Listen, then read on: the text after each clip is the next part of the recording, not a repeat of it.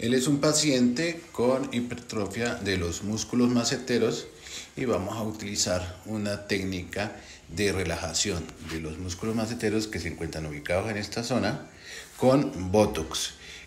La dosis inicial es una dosis pequeña y vamos a ir observando si nos relaja en forma adecuada hasta que encontremos la dosis exacta para la técnica.